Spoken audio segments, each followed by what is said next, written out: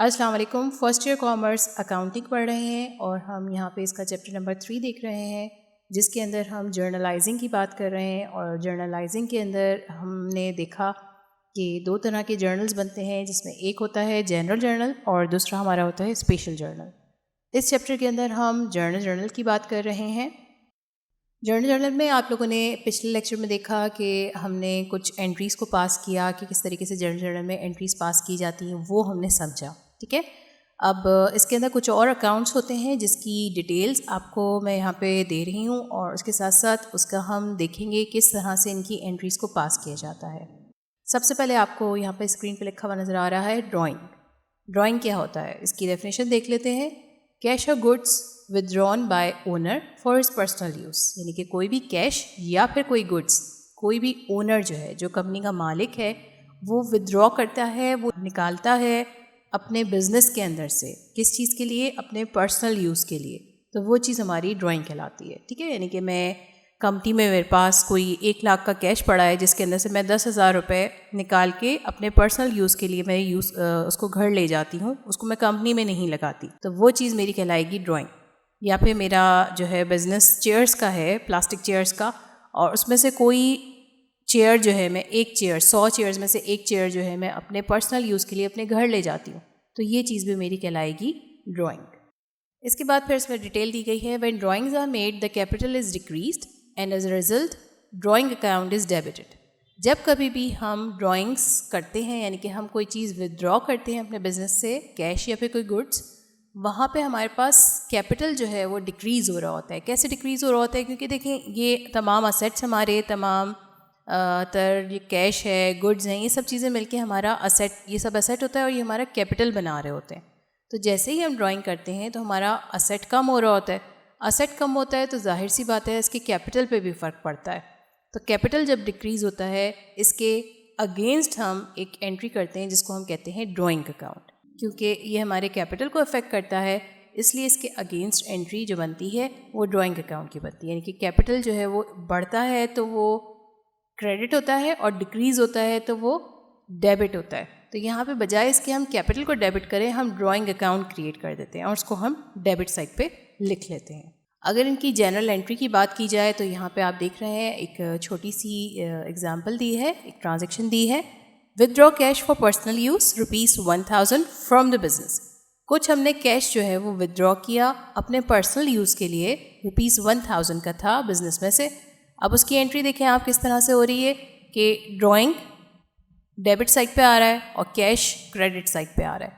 यहाँ पे आपको अभी बताया गया था कि जब हम बिज़नेस के अंदर से अपना कैश या फिर अपना कोई गुड्स को विदड्रॉ करते हैं तो हमारे कैपिटल अकाउंट के ऊपर फ़र्क पड़ता है, और उसकी एंट्री हम ऐसे करते हैं कि कैपिटल को डिक्रीज़ करने के बजाय हम एक ड्राइंग अकाउंट क्रिएट कर देते हैं और उसको हम डेबिट साइड पे लिख देते हैं। ठीक है, तो वही काम यहाँ पे किया है। ड्राइंग हमने डेबिट कर दी और कैश को हमने क्रेडिट कर दिया। कैश को क्रेडिट करने की वजह ये है क्योंकि कैश हमारा एक असेट है, असेट हमारा कम हो रहा है। जब भी असेट हमारा कम होता है तो हम उसको क्रेडिट साइड पे ले आते हैं। नेक्स्ट एग्जांपल देखें अगर आप, तो एक और ट्रांजैक्शन दी है। Withdrawn from bank ₹2000 for office use. हमने कुछ कैश विदड्रॉ किया बैंक से 2000 रुपये का, और इसको हम लेके आए हैं ऑफिस यूज़ में। यहाँ पे देखें, हमने अभी आपको पहले बताया था कि कोई भी चीज़ पर्सनल यूज़ में जब हम लेके जाते हैं तो वो हमारी ड्राइंग कहलाती है। यहाँ पे भी हम विदड्रॉ तो कर रहे हैं, लेकिन ये विदड्रॉल हमारा पर्सनल यूज़ के लिए नहीं है, बल्कि इसको हम अपने ऑफिस में ही लेके आ रहे हैं। यानी कि मेरे पास कुछ अमाउंट ऑफिस में मेरे नहीं मौजूद था, जिसके लिए मुझे बैंक जाना पड़ा, और बैंक से मैंने कुछ अमाउंट वहाँ से निकाला और उसको मैंने यूज़ कर लिया आके ऑफिस में। तो अब इसकी एंट्री किस तरीके से होगी? इसके अंदर क्योंकि हम कैश लेके आए अपने बिजनेस में तो कैश डेबिट हो गया, और दूसरी साइड पे बैंक को हमने क्रेडिट कर दिया, क्योंकि बैंक भी एक असेट होता है। असेट कम होता है तो क्रेडिट हो जाता है, इसी तरीके से कैश हमारा असेट था, असेट बढ़ता है तो डेबिट हो जाता है। तो ये दोनों एंट्रीज आप गौर से देखिएगा कि जब हम पर्सनल यूज़ के लिए करेंगे तो वहाँ पे एक एंट्री बनेगी, ड्राइंग अकाउंट क्रिएट होगा और असेट कम हो जाएगा। लेकिन अगर हम ऑफिस यूज़ के लिए करेंगे तो एक असेट बढ़ेगा और दूसरा असेट कम हो जाएगा। ओके, इसके बाद फिर हम नेक्स्ट अपना टॉपिक देखते हैं, बैंक ट्रांजैक्शंस। जब बैंक ट्रांजैक्शंस होती हैं तो किस तरीके से इसकी एंट्री की जाती है। बैंक हमारा क्योंकि एक असेट है तो इसको भी बिल्कुल जैसे असेट को ट्रीट किया जाता है ऐसे ही इसको ट्रीट किया जाता है। Bank is classified as an asset account, debited with the increase in and credited with the decrease. Debit होता है जब भी बढ़ता है और क्रेडिट होता है जब भी डिक्रीज होता है। क्यों? क्योंकि ये एक हमारा असेट अकाउंट है। ठीक है, इसकी एंट्रीज को देख लेते हैं। General entry for bank transactions, सबसे पहले इसमें दिया हुआ है cash deposited into bank ₹10,000। Cash हम डिपॉजिट करा रहे हैं बैंक के अंदर, जमा करा रहे हैं बैंक के अंदर 10,000 रुपये का। तो कैश हमारे पास से जा रहा है और बैंक हमारे पास बढ़ रहा है। दोनों असेट्स हैं, कैश कम हुआ, क्रेडिट साइड पे आ गया, बैंक बढ़ गया, डेबिट साइड पे आ गया। ठीक है, तो इसकी एंट्री सिंपली हमने बैंक डेबिट करके कैश को क्रेडिट करके लिख देना है। नेक्स्ट फिर हमारे पास दिया हुआ है यहाँ पे एक और transaction, paid by cheque for purchase of furniture ₹5,000। हमने कुछ परचेज किया फर्नीचर 5,000 रुपये का, और यहाँ पे आप देख रहे हैं हमने चेक के थ्रू पे किया है। इसका मतलब बैंक हमारा कम हो रहा है और फर्नीचर हमारा असेट है तो वो बढ़ रहा है। तो जब भी असेट बढ़ता है तो डेबिट साइड पे आता है। 5,000 हमने फर्नीचर को डेबिट कर दिया और 5,000 हमने बैंक को क्रेडिट कर देना है। ठीक है, क्योंकि बैंक भी हमारा असेट है, लेकिन उसको हम कहाँ पे ले जाएंगे? क्रेडिट साइड पे, क्योंकि हमारे पास से बैंक एज अ चेक जो है वो कम हो गया है। ओके, नेक्स्ट फिर हमारे पास यहाँ पे टॉपिक दिया हुआ है गुड्स गिवन एज चैरिटी। यानी कि हम बहुत दफ़ा बिजनेस में ऐसा भी करते हैं कि कुछ अपनी गुड्स एज अ चैरिटी किसी को दे देते हैं। ठीक है, तो उसको भी हमने एंटर करना होता है अपने पास, क्योंकि देखिए बिज़नेस के तमाम रिकॉर्ड्स, जितनी भी जो चीज़ें हमारे बिज़नेस में आ रही हैं, बिज़नेस से जा रही हैं किसी भी मद में, उन सबको हमने लिखना ज़रूरी होता है। बिज़नेस में कोई भी 1 रुपया भी आया, वो कहाँ से आया, और वो 1 रुपया भी कहाँ गया, तो वो भी हमने लिखना, इसको ज़रूरी होता है। तो हम चैरिटी कर रहे हैं, तो इसकी अगर डेफिनेशन देखी जाए, it is treated as decrease in purchase because no profit is earned on such goods. कुछ गुड्स थी मेरे पास, उसको मैंने एज अ चैरिटी दे दिया। मैं गारमेंट्स का बिज़नेस करती हूँ, जैसे कि जैकेट्स हैं मेरे पास। ठीक है, तो जैकेट्स को मैंने एज अ चैरिटी किसी को दे दिया। उसमें से 5 जैकेट्स, 100 में से 5 जैकेट्स मैंने दे दी। तो अब ये असेट जो है मेरा, वो मेरी परचेजेस जो थी या स्टॉक कह लें आप, वो मेरा कम हुआ है। तो वहाँ पे मुझे किसी किस्म का कोई प्रॉफिट मैंने अर्न नहीं किया इन गुड्स के ऊपर। इस वजह से उसको मुझे ट्रीट करना पड़ेगा। किस तरह से? कि मैंने उन परचेजेस को डिक्रीज़ कर देना है, क्रेडिट साइड पे ले जाना है, और मैंने एक अकाउंट क्रिएट कर देना है जिसको मैं चैरिटी एक्सपेंस या कुछ भी इस तरह से लिख सकती हूँ। इसका एग्जाम्पल देखते हैं। Goods costing ₹500, selling price ₹800 given as charity. Goods हमने कुछ कॉस्ट थी जिनकी, जो मैंने ख़रीदी थी वो 500 रुपये की ख़रीदी थी, और उसको मैंने सेल कर दिया, जिसकी सेलिंग प्राइस हो सकती थी अगर मैं बेचने जाती तो उसको मैं प्रॉफिट में बेचती 800 रुपये में। गिवन एज चैरिटी, मैंने चैरिटी में दे दिया। ठीक है, तो यहाँ पे हम चैरिटी एक्सपेंस क्रिएट करेंगे, उसको हम डेबिट साइड पे रखेंगे और परचेजेस को हम यहाँ पे कम कर देंगे। ठीक है, जितने की भी हमारी गुड्स की कॉस्ट थी उसी हिसाब से हमने इसको यहाँ पे कम कर देना है। ओके, नेक्स्ट फिर हम आ गए goods distributed as free sample. Goods हम डिस्ट्रीब्यूट करते हैं अपनी प्रमोशन के लिए प्रोडक्ट की, और एज अ फ्री सैम्पल जब हम डिस्ट्रीब्यूट कर रहे होते हैं तो उसको किस तरह से ट्रीट किया जाता है, अब हम वो देखते हैं। Free sample represents an increase in expense and purchase account is credited on sales because no profit is earned on goods distribution. Free sample जो है वो रिप्रेजेंट करता है हमारे एक्सपेंसेस का इंक्रीज़, यानी कि हमारे अखराजात बढ़ रहे हैं। ठीक है, क्योंकि हम कुछ खर्च कर रहे हैं। And purchase account is credited, और दूसरी साइड पे जो हमने ख़रीदी नहीं चीज़ें बेचने के लिए उसको हम एज अ फ्री सैम्पल दे रहे हैं, तो परचेज अकाउंट हमारा क्रेडिट हो गया, नॉट सेल्स। और इसके साथ साथ कोई सेल्स भी नहीं हो रही। अगर क्रेडिट हो रहा होता लेकिन उसके अगेंस्ट सेल्स हो रही होती तो कैश आ रहा होता, ये रिसीवेबल्स क्रिएट हो रहे होते, लेकिन ऐसा भी कुछ नहीं है।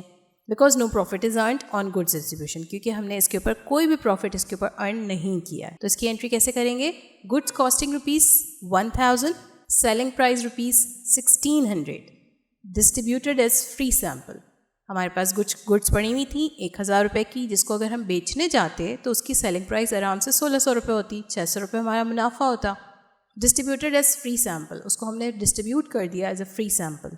ये हमारा फ्री सैम्पल का जो अमाउंट है ये हमारा कहलाएगा एक्सपेंस, और इसको हम एंटर करेंगे, फ्री सैम्पल के नाम से डेबिट कर देंगे और अपनी परचेजेस को हम क्रेडिट कर देंगे। ठीक है, क्योंकि हमारे पास से इतने रुपए की चीज़ें चली गई। ठीक है, यहाँ पे आप एंट्री जो करेंगे वो 1,000 की करेंगे, जो उसकी एक्चुअल कॉस्ट थी।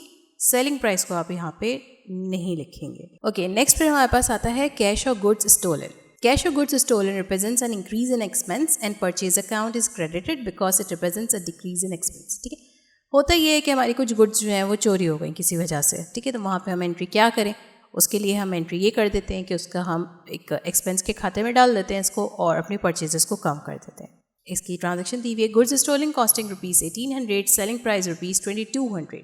कुछ गुड्स थी 1800 रुपये की जो कि आराम से हमारी सेल हो जाती हैं 2200 रुपये में, लेकिन वो चोरी हो, तो उसको हम करेंगे loss by theft, debit side पे ले आएंगे और परचेजेस को हम अपना कम कर देंगे, क्रेडिट साइड पे ले जाएंगे। ठीक है, तो ये इसकी एंट्री हो जाएगी। ओके, इसके बाद फिर नेक्स्ट होता है गुड्स डिस्ट्रॉयड बाय फायर।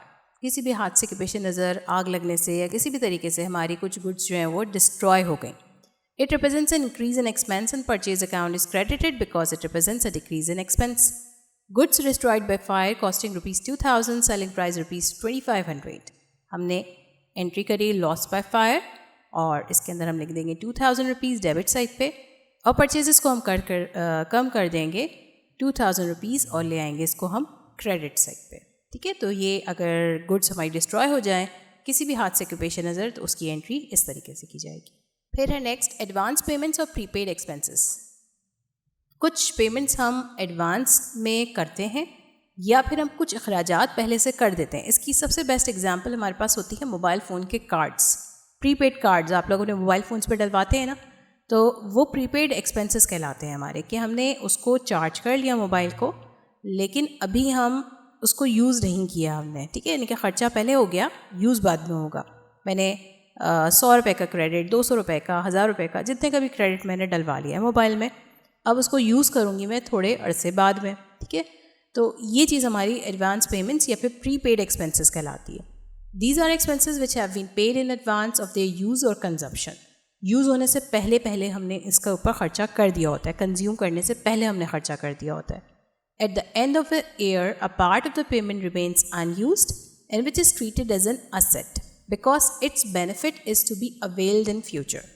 होता ये है कि हमने ख़र्चा कर दिया है लेकिन उसका कुछ अमाउंट जो है वो अनयूज्ड है। ठीक है, हमने उसको यूज़ नहीं किया है। वो चीज़ हमारी जो अनयूज्ड होता है वो हमारा एज अ असेट ट्रीट किया जाता है क्योंकि इसका फ़ायदा हम फ्यूचर में अवेल करने वाले। इसकी कुछ एग्जांपल्स होती हैं। एग्जांपल ऑफ प्रीपेड एक्सपेंसेस अगर देखा जाए, इसमें सबसे पहले आ जाता है प्रीपेड रेंट। प्रीपेड रेंट को आप इस तरह से समझ लें कि हमने अपना कहीं पे कोई रेंट पे कोई शॉप जो है ली और उसका कहा जाता है कि 6 महीने का, साल भर का, 3 महीने का, जितना भी आप रेंट जो है वो पहले से अदा कर दें, जिसको हम एडवांस जो है रेंट भी कह सकते हैं। ठीक है, फिर उसके बाद प्रीपेड इंश्योरेंस होती है, यानी कि हमने किसी चीज़ की अपनी इंश्योरेंस करवाई जिसके ऊपर हमने कुछ अमाउंट पहले से अदा कर दिया, यानी कि अगर इन केस कोई हादसा होता है तो उसके अगेंस्ट हमें मनी मिल जाएगा, वो चीज़ प्रीपेड इंश्योरेंस कहलाएगी। फिर कुछ प्रीपेड टैक्सेस होते हैं, हमने पहले से टैक्सेस अदा कर दिए। फिर प्रीपेड सैलरीज़ होती हैं, यानी कि हम सैलरीज़ काम होने से पहले दे रहे हैं। ठीक है, एडवांस में दे रहे हैं। तो ये सब चीज़ें जो है हमारे प्रीपेड एक्सपेंसेस कहलाते हैं, या फिर इसको हम एडवांस पेमेंट्स भी कह सकते हैं कि हमने पेशगी किसी चीज़ की जो है अदायगी कर दी है। इसकी अगर एंट्री की बात की जाए तो ये प्रीपेड एक्सपेंसेस हमारे, क्योंकि अब तक हम पीछे भी देखते हुए आए हैं तमाम चीज़ें हम एज अ एक्सपेंस ट्रीट कर रहे थे, तो ये भी हमारे प्रीपेड एक्सपेंसेस हमारे डेबिट साइड पे आते हैं और इसके अगेंस्ट जितने भी पैसे हमारे पास से गए या फिर हमने बैंक से पेमेंट करी उसको हम क्रेडिट कर देते हैं।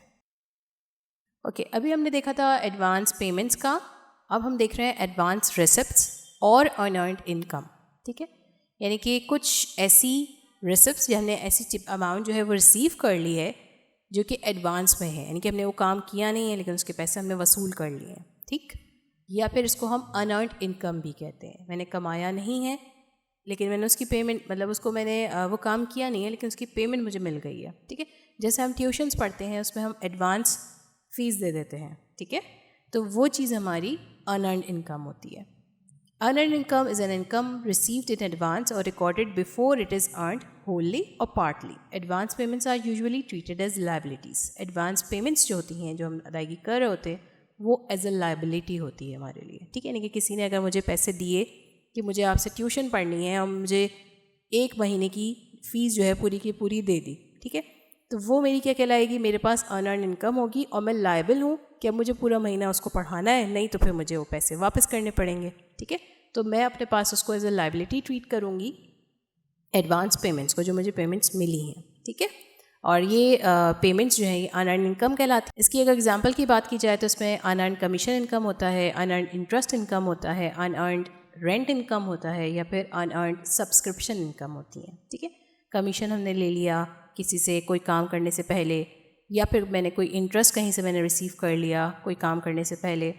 रेंट, मैंने किसी को रेंट पे दिया है मकान और उससे मैंने एडवांस पे ले लिया। अभी पीछे हमने एडवांस पेमेंट किया था ना, तो वो देने वाला जो है वो अपने पास एडवांस पेमेंट रखेगा, और अगर मैं भी बिज़नेस का रिकॉर्ड रख रही हूँ तो उसको मैं अनअर्न्ड इनकम, रेंट इनकम लिखूँगी अपने पास। ठीक है, फिर उसके बाद अनअर्न्ड सब्सक्रिप्शन इनकम होती है। अब अगर इसकी एंट्रीज़ की बात की जाए तो इनकी एंट्रीज़ कुछ इस तरह से होती हैं कि अगर अनअर्न्ड रेंट इनकम है, क्योंकि ये देखिए हमने अभी बात करी ये सारी की सारी लायबिलिटीज़ होती हैं, तो आप यहाँ पे देख रहे हैं इन सबको हम क्रेडिट साइड पे लिख रहे हैं। ठीक है, और इसके अगेंस्ट हम कैश या बैंक को कम कर रहे हैं। सही, क्योंकि हमने कैश या बैंक जो है वो रिसीव कर लिया है, हमारा असेट इंक्रीज़ कर गया है, और अनअर्न्ड इनकम, रेंट इनकम जो है हमारी क्रेडिट साइड पे आ गई लायबिलिटी। इसी तरह से सेकंड इसके अंदर देखें आप एग्जांपल में, तो अनअर्न्ड सब्सक्रिप्शन इनकम हमारी क्रेडिट साइड पे आ गई है कि मैंने ले तो लिया है लेकिन अभी मैंने वो काम नहीं किया है, और एंट्री करना इसलिए ज़रूरी हो गई है क्योंकि मुझे कैश में जो है पैसे वसूल हो गए हैं या फिर बैंक पे मेरे पास पैसे आ चुके हैं। सेम इसी तरीके से अनअर्न्ड इंटरेस्ट इनकम को भी हम ऐसे ही ट्रीट करते हैं। फिर अनअर्न्ड कमीशन इनकम को भी हम सेम इस तरीके से ट्रीट करते हैं कि हम कैश या बैंक, क्योंकि हमारे एसेट है, इसको इंक्रीज़ कर दिया डेबिट साइड पे, और ये हमारी लायबिलिटीज़ थी, इसको हमने लिख दिया क्रेडिट साइड पे, क्योंकि लायबिलिटीज़ जब भी इंक्रीज़ होती हैं तो वो क्रेडिट साइड पे आती हैं। उम्मीद है आज का लेक्चर आप लोगों को अच्छी तरीके से समझ आया होगा, और इसमें जो हमने तमाम तर चीज़ें देखी वो भी आपके कॉन्सेप्ट्स क्लियर हुए होंगे, और इनको देखते हुए, इनको समझते हुए आपने अपनी बुक की एग्जाम्पल्स को सॉल्व करना है ताकि आपको इसमें अच्छी तरीके से प्रैक्टिस हो सके। इस वीडियो के हवाले से आपको कोई भी सवाल करना है तो आप हमें फेसबुक, इंस्टाग्राम, कमेंट सेक्शन या फिर इस ईमेल एड्रेस पे भी अपने तमाम सवालात को पूछ सकते हैं। अगर ये वीडियो पसंद आई हो तो इस वीडियो को लाइक ज़रूर कीजिएगा और हमारे चैनल को सब्सक्राइब ज़रूर कीजिएगा। अल्लाह हाफ़िज़।